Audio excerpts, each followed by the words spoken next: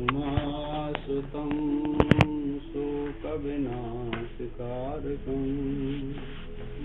नमामि विघ्नेश्वरपादपङ्कजं।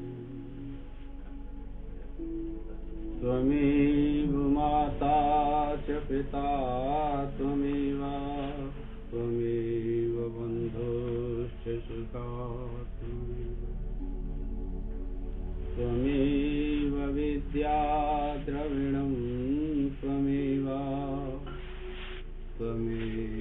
सर्वं मम देव श्रीहरिं परमानन्दमुपदेष्टारमीश्वरं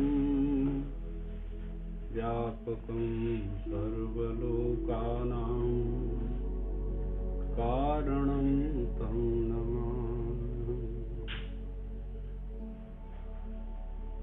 मूकं करोति वाचालं पङ्गुं लङ्घयति गिरिं यत्कृपातमहं वन्दे परमानन्दमाधवं।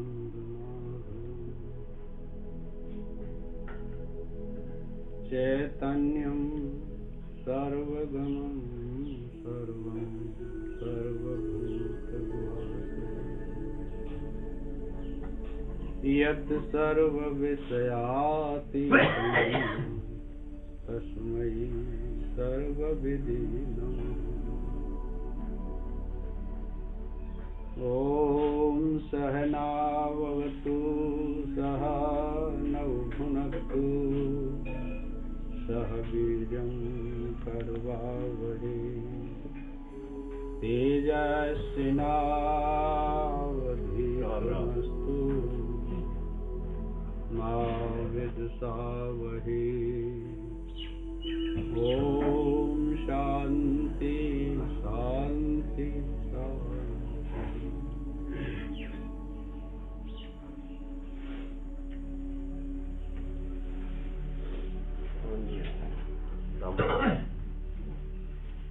देखो आओ पीछे पाठ चलो कर तो चुपचाप पाठ में जाओ करो मुई के तो बोला रहा है क्या करो की बात गड़बड़ है यहाँ पर क्यों ना कहे पंडित जी शब्द फिर ना रहे और खूब कह रही है भैया मुई बैठ जाओ करो है जवाते स्वीकृति मिलेगा।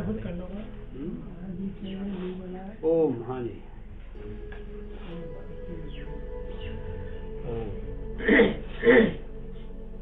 लभन्ते ब्रह्म निर्वाण मृषयः क्षीण कर्मसः छिन्नद्वैधा यदात्मानः सर्वभूतेषु तथा। जिनके पाप आदि दोष नष्ट हो गए हैं, पाप आदि दोष, पाप आदि शब्द लगा था ना, तो पाप पहली तीसरे अध्याय में कौन सा श्लोक? तस्मात् सक्तः सततम कार्यम कर्म समाचर असक्तो याचरण कर्म परमाप्नोति। भाई कमाल के श्लोक है। इस श्लोक का क्या अर्थ किया आपने? आसक्ति से रहित होकर के जो निष्काम कर्म करता है,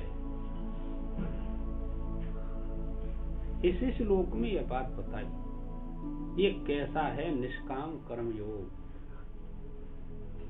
उसको बताते हैं। क्या करता है कि निष्काम कर्म योग से एक तो परमात्मा की प्राप्ति होती है। मूल में यह बात दिया है इसमें श्लोक मूल, तो परमात्मा की प्राप्ति होती है निष्काम कर्म योग करने से। और देखिए एक धर्म का पालन होता है निष्काम कर्म योग करने से, और एक लोक संग्रह होता है निष्काम कर्म करने से। कितनी बात हुई? चौथी बात यह है कि उसकी पाप करने की प्रवृत्ति समाप्त हो जाती है। वर्तमान में। दूसरी बात यह है कि जो अज्ञात पाप थे ना कई जन्मों के, वो नष्ट हो जाते हैं निष्काम कर्म से, क्योंकि आगामी तो कर्म करेगा, पाप करेगा नहीं है। और कौन सी बात रही कि एक अंतःकरण की शुद्धि होती है। इतनी बात यदि आप लोगों की समझ में आ जाए तो निष्काम कर्म योग या परमात्मा को प्राप्त करा देता है। इस श्लोक का यह अर्थ हुआ। यहाँ कह रहे हैं कि निष्काम, देखिए उसी को यहाँ जोड़िए आप लोग, इतने तो आप जान गए। लवंते ब्रह्म निर्माण मृषा क्षीण कर्मसा, निष्काम कर्म योग करके जिन्होंने अपने पापों को नष्ट कर दिया है। ज्ञान का कोई लेना देना नहीं लगा, क्योंकि पाप और पुण्य कर्म की क्रिया करने से ही होते हैं, समझे। और कर्म करने से पाप नष्ट हो जाते हैं, सीधा सिद्धांत। ये निष्काम कर्म योग में इतनी ताकत है। ये 6 बात हो गई। अब आप कोई करे न करे ये अपने अपने स्वभाव की बात है। भगवान के मंदिर में झाड़ू लगाया निष्काम कर्म योग से, वृक्षों में पानी दिया, फूल सींचे, कुछ भी करो तुम, एक पत्ता चढ़ाओ, जल चढ़ाओ, निष्काम भाव से आरती करो, भगवान की कीर्तन करो, वो कहते हैं कि मेरे को सभी स्वीकार है, समझे। लेकिन यह बात उसी की है जो वास्तविक परमात्मा को चाहता है, उसके लिए है। कुछ लोग प्रज्ञा वाले होते हैं, चतुर चालाक, वो अपनी बुद्धि से अज्ञानी पुरुषों को भ्रमित कर देते हैं, और अज्ञानी अविवेकी पुरुष उन्हीं की बातों को सत्य मान लेता बेचारा, और परमार्थ से हट जाता है। कैसे? मंदिर में क्या है, पत्ता चढ़ाने से क्या होगा, यज्ञ करने से क्या होगा, दान करने से क्या होगा, गंगा में सभी नहाते रहते हैं, वहां जा करके क्या होगा। ये नास्तिक पुरुष होते हैं, और चालाकी से जो मंद बुद्धि वाले उनको भ्रमित करा देते हैं बेचारे। पुण्य का करते भजन ध्यान, वो उनसे अलग हो जाते हैं, क्या करें। परमात्मा को प्रत्येक क्रिया अपने लिए स्वीकार है। कोई भी काम करो तुम, तो वो निष्काम कर्म में तो वेद के भेद होता है, और निषिद्ध कर्म ये चालाकी पुरुषों के पास में रहता है। वो झूठ बोल करके कुछ भी तो बहका सकते हैं किसी को, और ऐसा ही चल रहा है, क्या करें। इस ज्ञान को तो वही स्वीकार करेगा जिसका अंतःकरण क्षीणसा, पाप नष्ट हो गए। छिन्न द्वेधा, 2 प्रकार का जहाँ ज्ञान होगा वहाँ संशय रहता है, और उसके संशय नष्ट हो गए। निष्काम कर्म कर ले कुछ नहीं, उसी को कह रहे हैं। हाँ जी, जिनके सब संशय क्षीण हो गए हैं। 2 प्रकार के संशय होते हैं, प्रमाणगत, प्रमेयगत और विपर्य। 2 प्रकार के संशय होते हैं।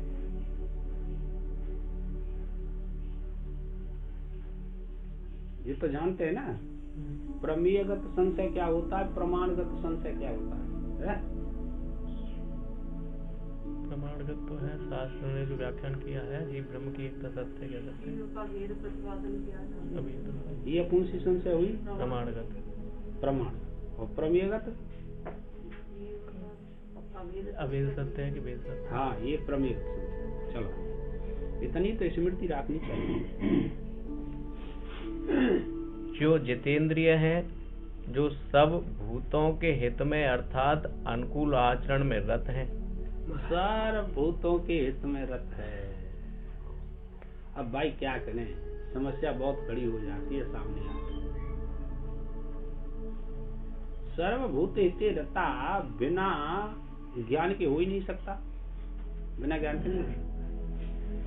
सब में एक आत्म दृष्टि होगी तो उसके पाप पहले नाश को प्राप्त हो गए, तभी तो होगी। नहीं तो भेद देखेगा, मैं अलग हूँ और वो परमात्मा अलग है, भेद हो गया। मैं अलग हूँ और तुम अलग हो, देखेगा। क्योंकि शारीरिक दृष्टि होती है, ये भेद वाली क्या होती है, शारीरिक दृष्टि होती है। विकार होता है भेद वाला, जहाँ विकार होगा वहाँ भेद होगा, ये नियम है। और विकार नहीं होगा तो हमें समष्टि बुद्धि होगी, भेद चला जाएगा, क्या करें। हाँ जी। अर्थात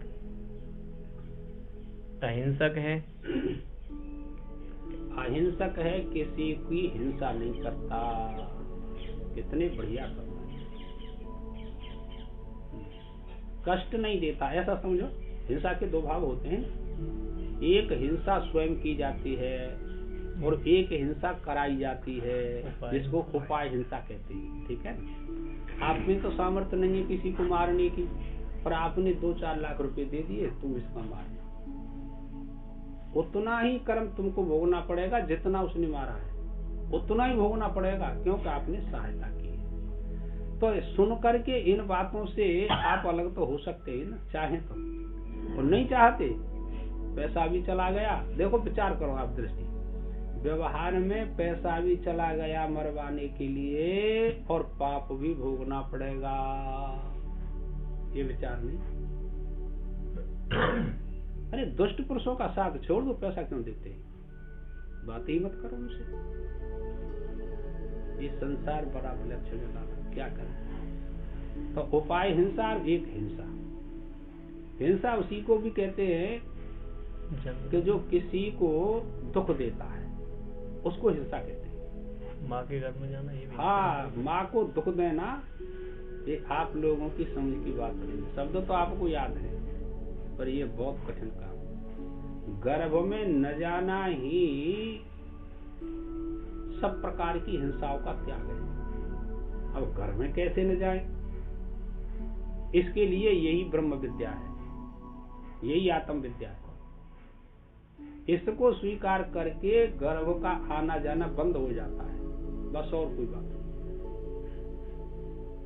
तो अब सभी तो नहीं कर सकते, प्रयत्न सभी कर सकते हैं, और चाहें तो कर भी सकते हैं, ऐसा थोड़ा ही है। उसी को कह रहे ऐसे ऋषिजन, सम्यक ज्ञानी, सन्यासी लोग ब्रह्म निर्वाण को अर्थात मोक्ष को प्राप्त होते हैं। अब देख, तू अपनी ओर देख, ब्रह्म निर्वाण को, परमात्मा को, अपने स्वरूप को प्राप्त करते हैं ऐसे पुरुष कौन, यति सन्यासी।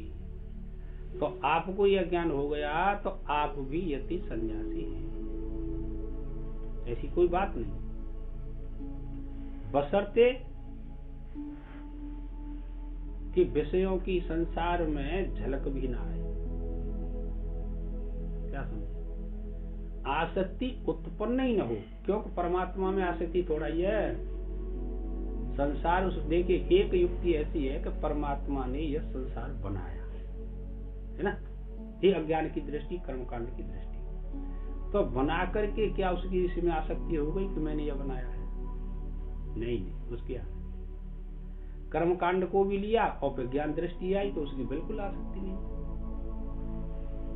रोज मरते, रोज जन्म लेते, उसकी क्या आसक्ति है? ये बहुत विचित्र खेल है संसार को, उसी को कह रहे हैं।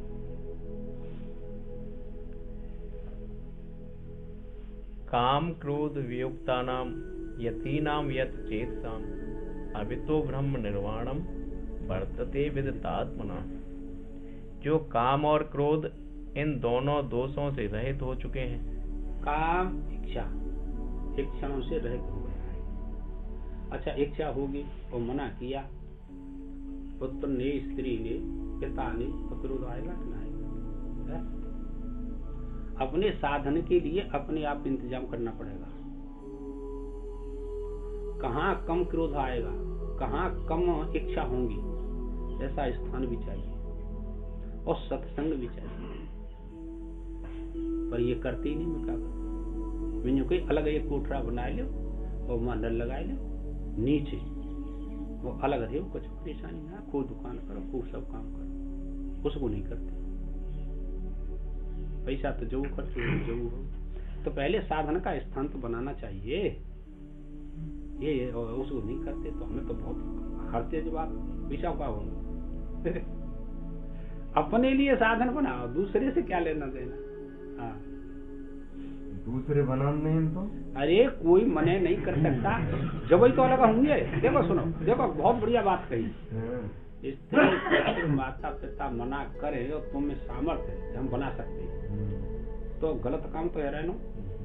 अपनी झोंपड़ी डाल ली, उन्हें पैसा मत खर्च करो, टीन डाल लिया, का परेशानी। इतनी सामर्थ्य है, और जब ये विचार उत्पन्न होगा तो उनसे तुम्हें घृणा होगी और तुम्हें उनसे घृणा होगी, साधन परिपक्व हो जाएगा।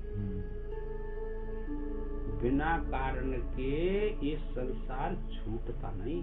मुझे जानने चाहे कोई हो, चुपरी ना आती, वेद शास्त्र ने की चुपरी ना आते।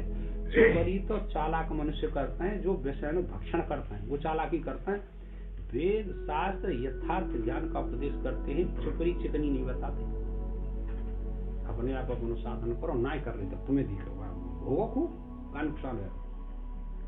कोई जरूरी है कि 10 लाख लगाओ, कोई जरूरी है कि 1 लाख लगाओ, झोंपड़ी डाले छुट्टी है लगाए, बस एक तबत डाले। इतने दिन तक इतना भजन करूंगा, इतना ध्यान करूंगा, इतना पढ़ूंगा, जब तक गृहस्थ काम करूंगा, कम बढ़ जाएंगे का है वो ना। घर को कोई ना ही कर रहा, तुम्हारा मन ना ही कर रहा है सेठ जी, तुम्हारा मन ना ही कर रहा है, हमें कोई ना राख रहो ना। तुम समझो गए कि जान न देंगे तो मेरे को जान दो, तुम बताओ मेरो ही मन राख रहो ना जी। और ज्यादा जी है जाएगी कि तू ठीक है वो चले तो झोली कंधा पे चलेगी, कौन पूछ रहा।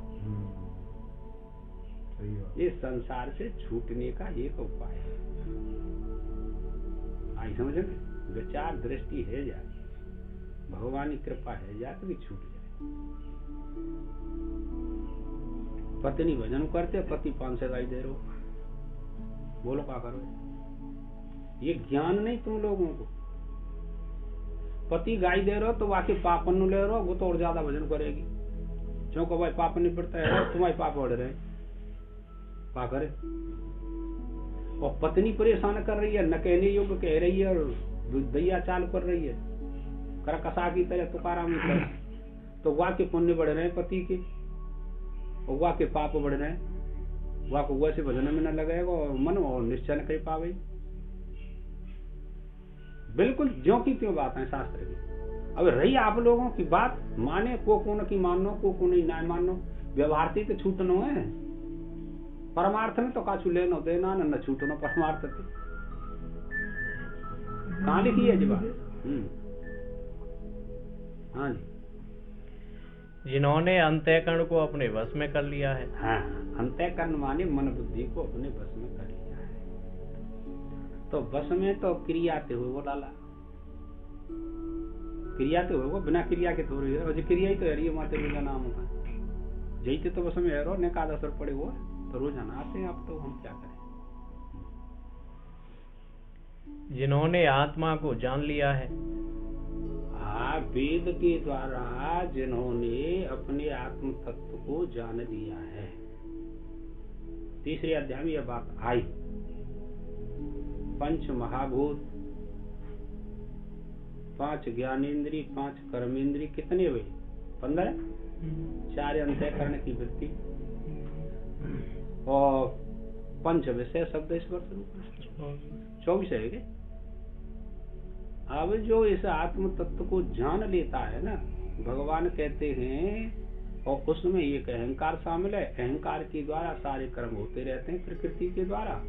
अज्ञानी पुरुष कहता है कि मैं करता हूँ, आत्मा करता है, और विचारवान ज्ञानी तत्व ज्ञानी कहता है कि ये सब प्रकृति के द्वारा है रहे, मैं इनका साक्षी।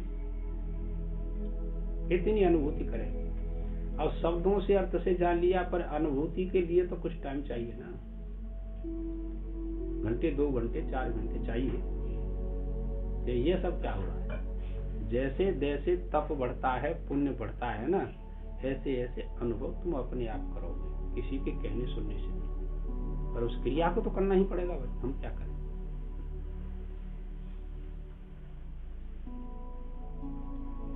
ऐसे आत्मज्ञानी सम्यक दर्शी यति। आत्मज्ञानी सम्यक दर्शी समत्व योग में स्थित हो क्या कहने, वो इस प्रकार का निर्णय करते हैं, सभी निर्णय। सन्यासियों को दोनों ओर से अर्थात जीवित रहते हुए भी और मरने के पश्चात भी। और देखो देखो कुछ दिन बाद बताई हो वही आ गया।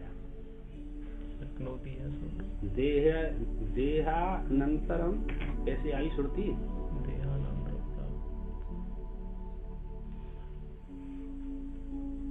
देहानंतरम मुक्ति ही, देहानंतरम मुक्ति ही, समझे।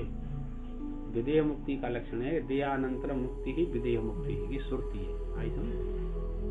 और यहाँ वही बात कही कि जिसको ऐसा ज्ञान तत्व प्राप्त हो गया है कि मैं आत्मा हूँ, तो ये सब इंद्रियां अपनी अपनी गुणों में बरत रही, तो वो कहते हैं कि मरने के पश्चात विदेह मुक्ति, और जीते जी ऐसे सन्यासी को जीवन मुक्ति, आनंद लेता रहता है, न उसको लाभ है न कोई हानि, बस। और दोनों तरह से कह दिया, जीते जी और शरीर छूटने के बाद, बस दोनों कह दिया। दोनों अवस्थाओं में ब्रह्म निर्वाण यानी मोक्ष को प्राप्त रहता है। ब्रह्म निर्वाण माने मोक्ष को प्राप्त कर लेता है, ठीक है। यथार्थ ज्ञान में निष्ठा वाले सन्यासियों के लिए सद्यः तुरंत ही होने वाली मुक्ति बतलाई गई है। अब देखो, यथार्थ ज्ञान जिसको हुआ, ज्ञानम संन्यास लक्षणम दिया है, किसी भी संन्यास ज्ञान का लक्षण होता है। संन्यास ले लिया आपने तो शास्त्र की दृष्टि से उसको ज्ञान हो गया अपनी आत्मा का। अब यहाँ क्या कह रहे हैं, जिसको यथार्थ ज्ञान हो गया है ऐसे यति सन्यासी को, तो उन्होंने क्या लिखा, एक शब्द लिख दिया भाषा में, सद्यो मुक्ति, सद्यो मुक्ति हो जाती। क्यों? देहस्य मोक्षो नो मोक्षो न दंडस्य कमंडला अविद्या हृदय ग्रंथि मोक्षो मोक्षो ये तत्व। देह के त्याग देने से मोक्ष नहीं होता, इसी श्लोक का अर्थ है न दंड कमंडल के धारण करने से और न त्यागने से मोक्ष होता है। कोई के ज्ञान रहते हुए संन्यास बताया था ना, पर यहाँ उसकी चर्चा नहीं। यहाँ तो वो कहते हैं कि सद्य मुक्ति उसी की होती है जिसका देह में से अभिमान चला गया है, कर्तव्य अभिमान चला गया है, भोक्तत्व अभिमान चला गया है, लाभ हानि चली है, बिना तत्व ज्ञान किए जा नहीं सकती, तो उसको सद्य मुक्ति हो जाती है। मुक्ति दो प्रकार की होती है, एक सद्य मुक्ति होती है और एक जीवन मुक्ति होती है। अब दूसरी प्रकार सद्य मुक्ति दो प्रकार की होती है, समझ लो, और क्रम मुक्ति चार प्रकार की होती है। इस पर एक सत्संग हुआ था, बहुत अच्छी तरह से उनसे मुक्तानंद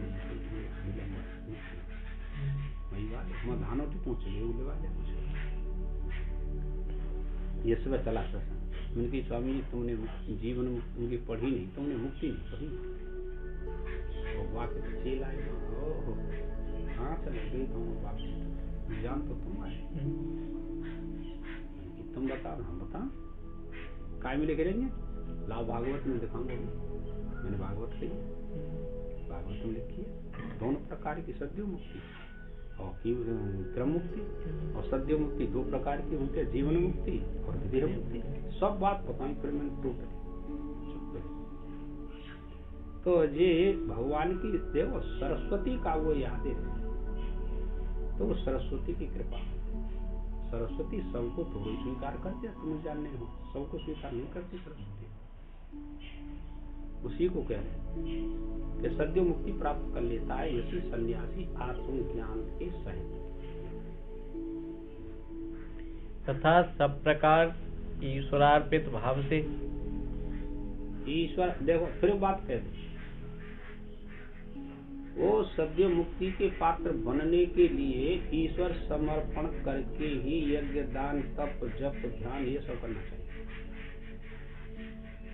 फल की आसक्ति छोड़ करके उसी के समर्पण कर दो। जो कुछ भी करो आप लोग, बस फिर आत्मज्ञान के अधिकारी है। जो 6 बात पहले बताई निष्काम कर्म योग में 6 बात थी ना, वो सब आपके पास आ जाएंगे सिमट करके ला।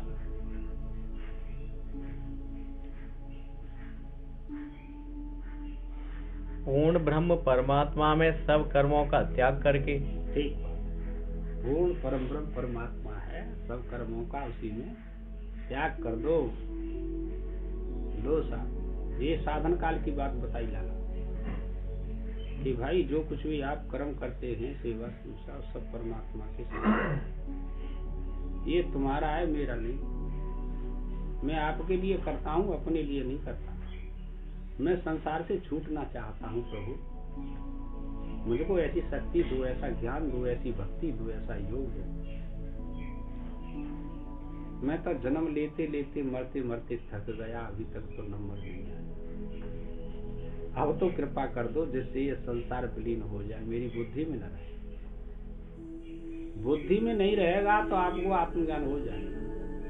संसार का, बाहर का संसार बना रहे तो ये आपका कुछ नहीं बिगाड़ेगा, बशर्ते कि बुद्धि में न हो।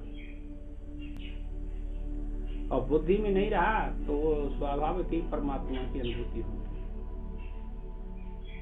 सबके हृदय में बैठ करके सबको प्रकाशित करता है कि नहीं। सूर्य में बैठ करके आप उपनिषद पढ़ेंगे तब पता लगेगा। उसमें बैठ करके सूर्य का नियमन करता है, चंद्रमा में बैठ करके शीतल छोड़ता है। उसके सिवा दूसरे की कोई गति नहीं, किसी की कोई सत्ता ही नहीं है। हम क्या करें? और हमने अपनी सत्ता मान रखी है, अहंकारी सत्ता मान रखी है ना, इसीलिए परेशानी खड़ी हो जाती है। क्या करें फिर?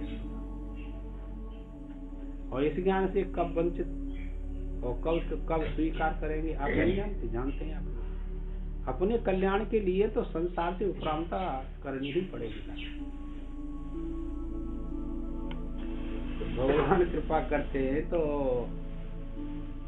वारांगना भी परमात्मा को प्राप्त कर लेती है। तुम कोई वारांगना तो हो, वारांगना माने वैश्य है। बारमुखी का प्रसंग आया था ना,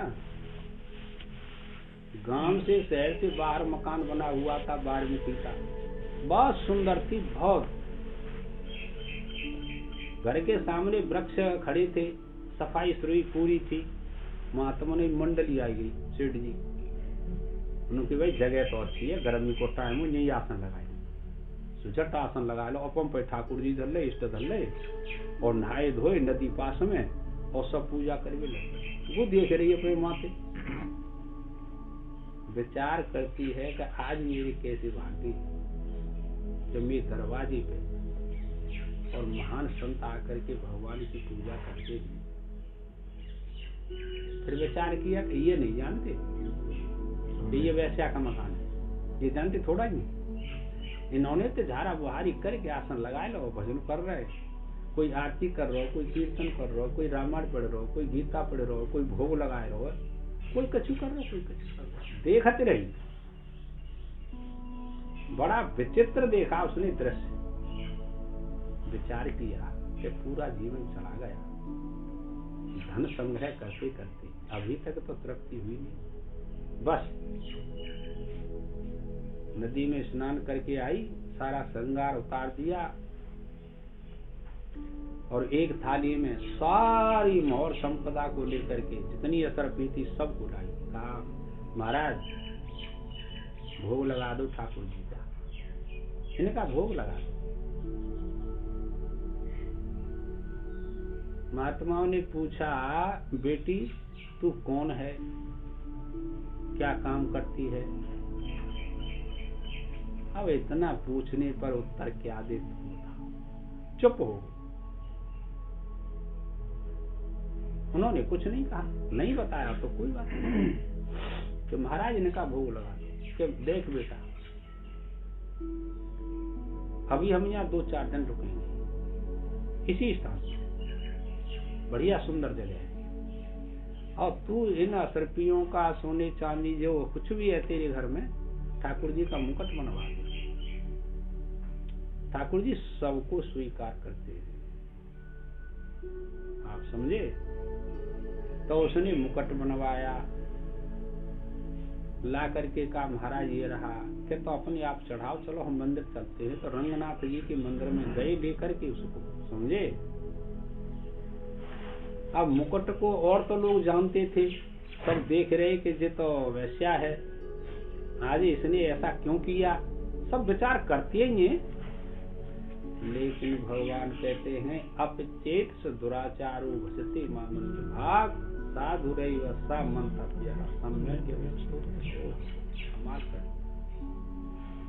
भगवान कहते हैं कितना भी कोई बड़ा पापी हो, दुराचारी हो और अनन्य भाव से मेरी शरण ग्रहण कर लेता है तो वह पाप समुद्र क्या संसार से ही तर जाता है। वही हुआ बारीमुखी वैश्या का।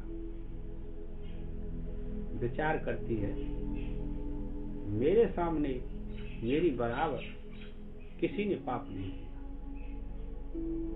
मेरा मुकुट स्वीकार करेंगे नहीं करेंगे, इससे तो अच्छा है कि इनको दे दो। पंडा जी बुलाए, लो इस मुकुट को चढ़ा दो भगवान के। पंडा जी मुकुट लेकर के गए ठाकुर जी के विग्रह पर रंगनाथ में। आवाज आई मूर्ति में से, नहीं तुम नहीं चढ़ाओगे, जिसने बनाया है बनवाया है वही चढ़ाएगा। लेकर के गए, मुकुट स्वीकार किया। उस दिन से बस इस्तीफा हो गया, वही रहने लगी, पूजा करने लगी। ऐसा भाव होता है जब ईश्वर की दृष्टि होती है ना, सारे कलमश नाश को प्राप्त हो जाते। शरण तो ले कम से कम, वही कह रहे हैं कि सब समर्पण कर दो प्रभु की। दाना खाक में मिलकर गुली गुलजार होता है, मिट्टी में जब सड़ जाता है तब अंकुर निकलता है, ऐसे नहीं समझना। सारी दृष्टि उसी की है, अन्य की दृष्टि नहीं। वो सब की बातों को जानता है। रात में करो, दिन में करो, सुबह करो, शाम करो, भजन ध्यान पूजा यज्ञ दान, वो सर्व काल विषय जागता रहता, सोता नहीं उसी को कह रहे हैं। चलो पढ़ो भैया। सब कर्मों का त्याग करके किया हुआ कर्मयोग भी अंतःकरण की शुद्धि ज्ञान कर्मों प्राप्ति। का त्याग करके, अब तुमको ऐसा क्या लगा कि सब कर्मों का त्याग कर दे तो अंतःकरण की शुद्धि किससे होगी? कर्मों का त्याग नहीं लिखा भगवान ने। वो कहते हैं सकाम भाव का त्याग करके निष्काम कर्म योग करना चाहिए। ईश्वर अर्पित। हाँ, ईश्वर के समर्पण हो गया सर्व कर्म। ज्ञान प्राप्ति और सर्व कर्म संन्यास के क्रम से मोक्षदायक है। ठीक है सर, क्रम बता दिया, एक शब्द दे दिया क्रम। पहले निष्काम कर्म योग करो, फिर उपासना करो। और वेदांत सिद्धांत में आपने विचार सागर पढ़ा है ना, पहले मल की निवृत्ति होती है, निष्काम कर्म करने से, उपासना करने से विक्षिप्त शक्ति चली जाती है, रह जाता है आवरण, उसको ज्ञान से दूर कर देते हैं। कितनी बढ़िया प्रक्रिया है। सारी व्यवस्था शास्त्रों। यह बात भगवान ने पद पद पर कही है और हाँ, आगे भी कहेंगे। आगे भी कहेंगे। अरे जीव का किसी प्रकार से कल्याण हो, कहीं से कहीं हो करके जुड़ तो जाए मेरे से, कम से कम कैसे भी तो जुड़ा। अब सम्यक ज्ञान के अंतरंग अब सम्यक ज्ञान के अंतरंग साधन रूप ध्यान योग को विस्तार पूर्वक कहूंगा। यह विचार सम्यक ज्ञान के जो साधन हैं, ध्यान करने से अंतःकरण शुद्ध होकर के ज्ञान प्राप्त होता है, उसको सुनो। वो क्या है? यह विचार कर उस ध्यान योग के सूत्र स्थानीय श्लोक का उपदेश करते हैं। हाँ हाँ, अब ध्यान योग के सूत्रों का वर्णन करते हैं कि किस प्रकार से ध्यान चिंतन भजन करना चाहिए। ओम इस पर शांत कृत्वा बहिर्वाया चक्षुश्चैवान्तरे भ्रुवो प्राणापानौ समो कृत्वा नासाभ्यंतर चारिणौ। यतेंद्रिय वो अलग कर दो श्लोक। शब्दादि ध्यान देखो, हम भजन करने बैठते हैं, सभी लोग ध्यान करते हैं, चाहे कोई सगुण का ध्यान करे चाहे कोई निर्गुण का ध्यान करे, दोनों विधियों से पाप क्षय हो जाते हैं। दोनों विधियों में एक विशेष बात इस श्लोक की आपको स्वीकार करनी पड़ेगी सभी। स्पर्शन कृत्वा, जो स्पर्श किए जाते हैं वो स्पर्शन कृत्वा नाम से कहे जाते हैं। कैसे? जैसे नेत्र रूप का स्पर्श करते हैं कि नहीं, तुम आ बैठे हो मैं यहाँ बैठू स्पर्श कर रहे हैं। श्रोत्र शब्द को स्पर्श कर रहे हैं, मैं बोल रहे हो तुम सुन रहे हो, तुम बोल रहे हो मैं सुन रही हूँ, तो स्पर्श है रहो ना। अब वो क्या कह रहे हैं भगवान? स्पर्शान कृत्वा, जो स्पर्श किए जाते हैं बहिर्बाह्य, बाहर स्पर्श, अंदर की बात नहीं बताई लाला, बाहर की बात बताई। क्योंकि ये इंद्रियों का मुख बाहर की तरफ किया है। किसने? ब्रह्मा। श्रुति है, पांच खानी है ना, वो कहते हैं बाहर की तरफ मुख कर दिया। बाहर के विषयों को देखती हैं, आसक्त होती हैं, उन्हीं में रमण करती हैं। तो वो कह रहे हैं बाहर ही त्याग दो, स्पर्श करना बंद कर दो, आसक्त मत हो, किसी के रूप को शब्द को ग्रहित करके आसक्ति का त्याग कर दो पंच विषयों में से। तो बाहर ही त्याग दिया आपने। तो फिर आगे क्या कहें कि प्राणपान समोकृत्वा, प्राण और अपान की गति को सम कर लो, दोनों नासा क्षेत्रों में होकर के प्राण चलते हैं ना, मुख बंद करो। तो ऐसा न हो कि आप देखो व्यवहार में कहते हैं एक नकुआ में एक ज्यादा हवा जा रही है और एक नकुआ बंद है, क्या आपको मतलब सर्दी है गई? वो कह रहे दोनों में समान चलना चाहिए। जब ध्यान करो, जब भजन पर भी बैठो, जब पहले ये क्रिया करनी पड़ती है। हाँ जी। शब्दादि बाह्य विषयों को बाहर करके, यानी जो शब्दादि विषय श्रोत्रादि इंद्रियों द्वारा अंतःकरण के भीतर प्रविष्ट कर लिए गए हैं। देख भाई सत्य, अंतःकरण में, मन में, बुद्धि में, चित्त में, अहंकार में, ये संसार बाहर की इंद्रियों में होकर के भीतर जाकर के बैठ जाता है। क्या करें? बहुत विलक्षण संसार बना है। बाहर सुने, बाहर देखे, बाहर के चाखे, कैसी मिठाई है, कैसे समोसे है, और भीतर स्वीकार कर ले तो मन पाए बुद्धि का। फिर को आज और चाहिए ऐसी जो भाई पैसा ना हते तो पैसा मत मांगे लगे, कौआ तो पीमन होइए ना। भी तो बात है, कोई मिठाई और वही ना है, उन्हें कहा वही मिठाई है। तो वो कह रहे बाहर के विषय का छोड़ दो भाई, मेहनत करो आप लोग। बड़ी विलक्षणता है। तो बाहर के विषय भीतर मन में जा करके अपना घर बना लेते हैं और निकलना नहीं चाहते जी। ऐसी ही विषय आई समझ में, ये बहुत विलक्षण है। फिर नाम ना लें तई निकल भी कौन कहता ना मियो घर है। दृष्टांत तो याद है, याद हो। राजा गयो शिकार के लिए, तो सुबह से शाम रह गई, वर्षा है गई, दिन छुपे गो और आंधी चले, राजा ठहरी गो, पानी की भाई अब तो मन करेगा घूमियो कहूँ कुछ मिल जाए। तो ये कोठरी मिली छोटी सी, अगार पेड़ ठाड़ी, तो घोड़ा तो बांधो वाते वाने के बार खटखटाई राजा ने, भाई खोल खोल कौन हो जा में, वानी कहीं कौन हो आएगो, मैं ना खोलो बिल्कुल। भाई प्राण जाए ने तू खोल दे कैसी, मैं राजा हूँ कि तू राजा हो तो अपने घर को होगा, मैं ना बोलो झगड़ो। वानी की भाई सवेरे चले हो जाऊँ क्या, हमने सब देख रहा के जो जा में आ जाऊँ तो का फिर ना जावे को नाम ने, मैं ना बोल लो कि भाई कछू करे झगड़ो भयो जब तक खोल दें। वो भीतर गयो, जैसी भीतर पांव धरियो वाने, ओ हाड़ मांस थूक टट्टी पेशाब लार सब भर रहे, वो वहां में बैठो।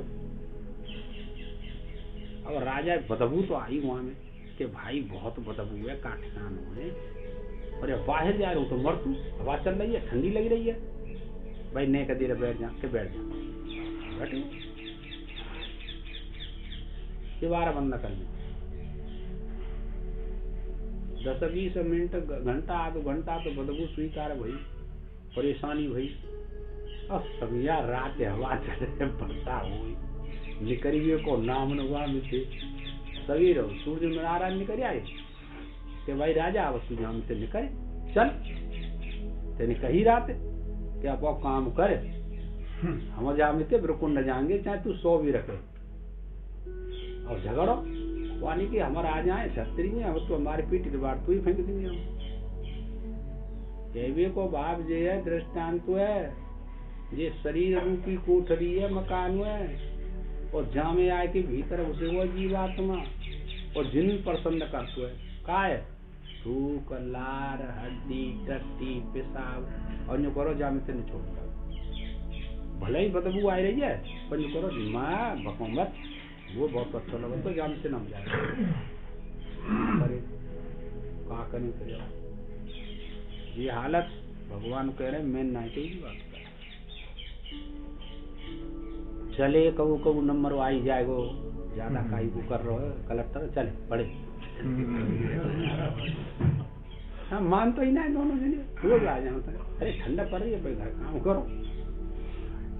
अंतःकरण के भीतर प्रविष्ट कर लिए गए हैं उनका चिंतन न करना ही बाह्य विषयों को निकाल कर बाहर करना है। ठीक है चिंतन करिए बंद करिए बाहर निकलिए और भीतर सफाई है लिप पुत्र के बिल्कुल फिट एकदम शुद्ध और वहां में तुम पे कचू वस्तु रखी दो सुंदर ही वस्तु रखी जाएगी ना जब तक परमात्मा पधार दो आनंद ले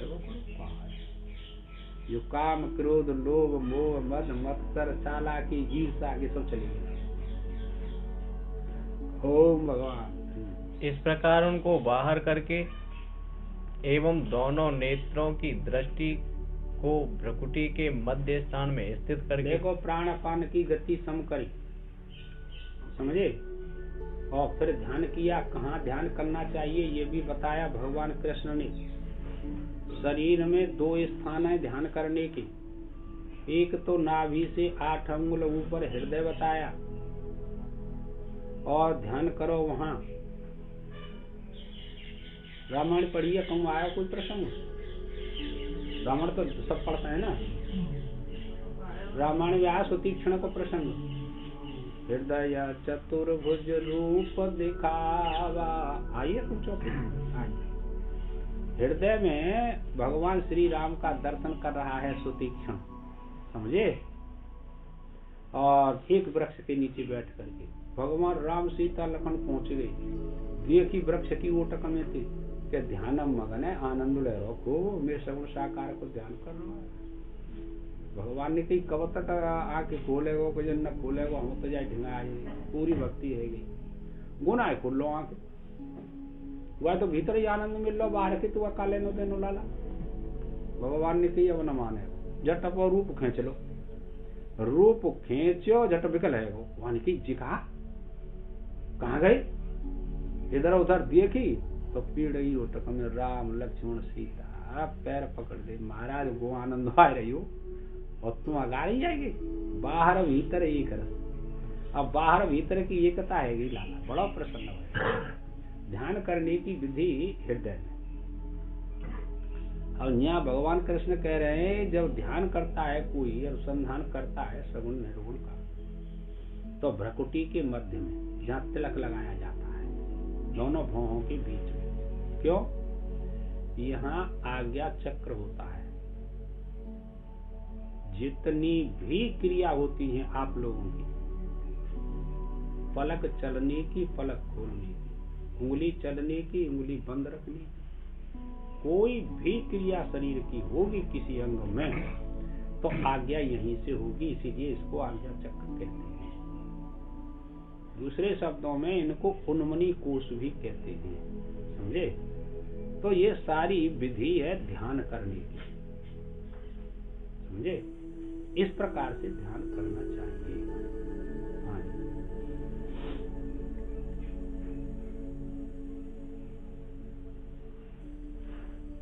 तथा नासिका और कंठ आदि आभ्यंतर भागों के भीतर विचरने वाले प्राण और अपान को समान करके। हाँ, रीढ़ की हड्डी सीधी होनी चाहिए, दोनों घुटनों पर हाथ रखने चाहिए, बिल्कुल गर्दन सीधी होनी चाहिए, प्राणापान की गति को सम करके भ्रकुटी के मध्य में उस परमात्मा के स्वरूप का ध्यान करना चाहिए। ध्यान में चिंतन करना चाहिए। ध्यान योग करो ध्यानम आत्म स्वरूप चिंतन, उसी को ध्यान कहते हैं। यतेन्द्रिय मनो बुद्धिर मुनिर मोक्ष परायणा विगतेच्छा भय क्रोधो यह सदा मुक्त एव सह। ठीक। जिनके इंद्रिय मन और बुद्धि वश में किए हुए हैं। ध्यान तो वही कर सकता है, सब तो कर सकता है। आध घंटा ना बैठे जहाँ तो इंद्री मन बुद्धि जिसके बस में हो गए वो ध्यान करने के लिए बैठे। आज 20 मिनट ध्यान करो तो कल को आध घंटा करोगे। पुरुषार्थ से यह ध्यान की विधि बढ़ाई जाती है, ये तात्पर्य। एक बार ऐसा हुआ, काफी दिन है रमण लेती हूँ, तो एक सेठ और सेठानी आए, ऐसे ही नई उम्र के आए। तो उन्होंने कही मेहनत जी कहाँ है सेवकन थे, उन्होंने कही ऊपर ले कवर आम है, वो ध्यान कर रहे हैं, भजन कर रहे हैं, ध्यान कर रहे हैं। पानी की कह दो सेठ सेठानी आए फलानी दर्शन दे। उन्होंने कही कि भाई इतने बजे उतरेंगे, ध्यान कर रहे हो। सेठानी योगी कृष्णा कृष्णा ही करे, वानी कही कहूँ ध्यान ना कर रहे, बछड़न के नाथ फोड़ रहे, ना ध्यान कर रहे। गौशाला है ना, तो बछड़ा बहुत कूद फांद करते, ध्यान ना कर रहे। जाके कह दे नाथ फिर बोलने हमारे पास तो टाइम ना है, हम तो आए सेवा करेंगे। आश्चर्यजनक घटना। फिर गयो सेवक, माने कि महाराज ऐसे ऐसी बात है कि भाई हम तो ध्यान कर रहे हैं, कि तुम ध्यान कहाँ कर रहे हो, बछड़ने के नाथ बोल रहे हो, तुम तो सीटा ही कह रही है। माने कि तो खोल ले के बाद हाँ मन ले आई समझ में। तुम ऐसे नहीं समझना जी बेटा, काल के बटे ना आए गए। अभ्यास हो तो हर एक चीज है, हर एक चीज है। अरे रोज अभ्यास करेंगे तो वो सब बात समझ में आ जाए, कौन क्या कर रहा है। ऐसा ही ध्यान है।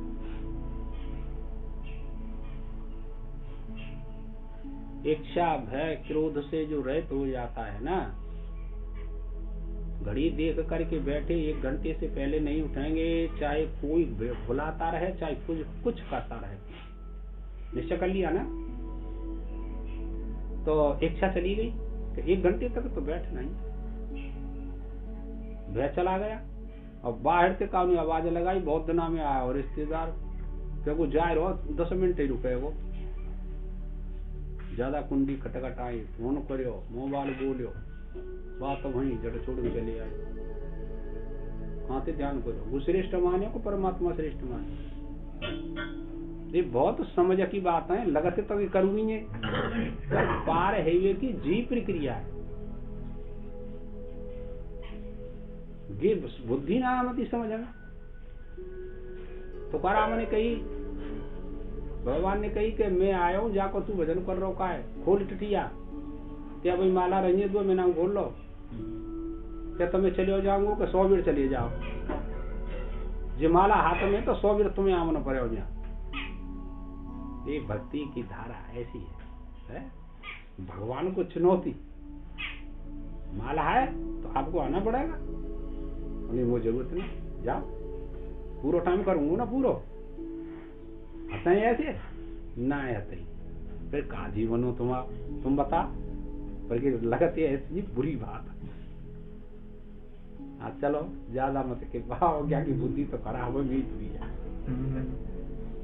गहराई तक जानते हैं तो और छोड़ दें, तू गहराई हमें ज्यादा मत के नाराज होंगे फिर बेचारे गृहस्थी आदमी आ रहे हैं, अपने कल्याण का जा रहे हैं।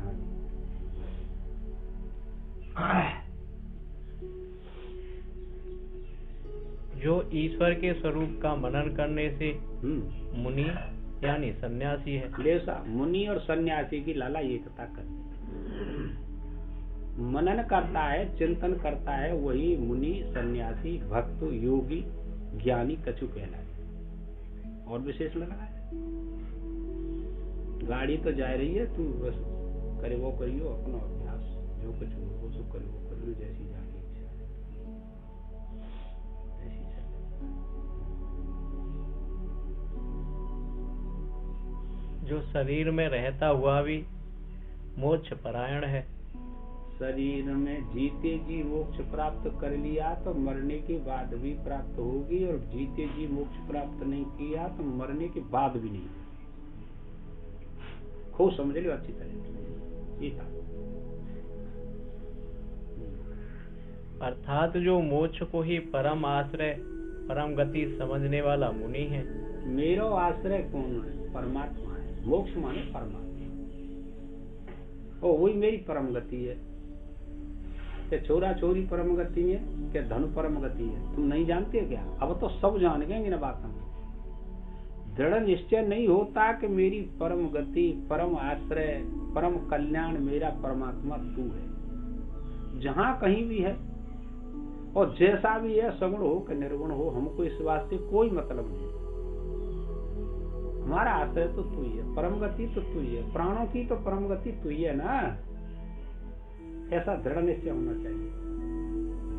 ऐसा दृढ़ निश्चय करने में बेगति हो जाती है आपके मन की, बुद्धि की, शरीर की नहीं। किसी किसी के शरीर की भी होती है और मन की भी होती है। इतनी महापुरुष भय दोनों की होती है बुरी गति। पर आश्रय लेंगे तभी तो होगा ऐसा। वो आश्रय लेना, संसार में बढ़ते रहे तो मौज ले जाओ चकाचक। पाप पहले निवृत्त होते हैं बुरी गति के लाभ, तब कहीं ये बात समझ में आती है। और बार बार हम कहीं कहते जाते, काहे को बुद्धि खराब कर रखी है। जो काम करना उसको कीजिए आप लोग। यहाँ आगे तो का जरूरत पड़ रही, तुम बताओ करना है सकता ही तो ना। हम तो सब नु कहता भगत है पूरे ज्ञान में, प्रेशर बड़ा तो है ना। पढ़े तू चल। तथा जो इच्छा, भय और क्रोध से रहित हो चुका है। ले सा सब इच्छा चली गई, जिसके इच्छा, भय और क्रोध चले गए हैं, जो इस प्रकार बरतता है वह सन्यासी सदा मुक्त। अब तू तो सन्यासी है, इच्छा भय क्रोध चले गए तो सन्यास होएगो। कपड़ा रंग भी थी सन्यास होएगो के कपड़ा रंग ले। बैठो तो बैठो, चलो तो चलो, खा रहे हो तो खा रहे हो, सो रहे हो तो सो रहे हो, कोई टेंशन नहीं है। ताकत ना और का तुझे उपाधि तो लाई रही है। और का बेटा जे उपाधि के बस में है गई तो यहाँ आ रही है उपाधि के बस। और कपड़ा में उपाधि में ताकत है। सब लोग न के काजे हैं, सुबह सूचक है जी उपाधि। कपड़ा न सब लोग न के काज, अपने लिए कुछ नहीं। तू बता, जिसको आत्मज्ञान हो गया उसके लिए उपाधि क्या करे? उपाधि त्याग करी ही तो भयो है। पर ये संसार की धर्म रक्षा और अज्ञानी पुरुषों को उपदेश देने के लिए कपड़ा लगे जाता है। खूब सुन ले, कान खोल। अरे अब हम क्या करें जावे? और जो ते गहरी बात है, तू समझ गया बात है पहले। बहुत बवाल है। उपाधि आई ना सामने तो जली कुटी और गाय गप्पड़ जता ले, क्या करें? ये बहुत समस्या बड़ी।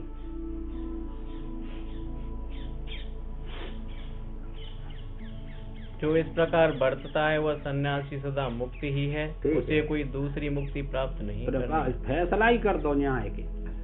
पूरी मुक्ति को, ज्ञान को, भक्ति को, योग को, सब फैसला है जा इस लोग क्या करें? इस प्रकार समाहित चित्त हुए पुरुष द्वारा जानने योग्य क्या है, इस पर कहते हैं। अब कल लिखू कह रही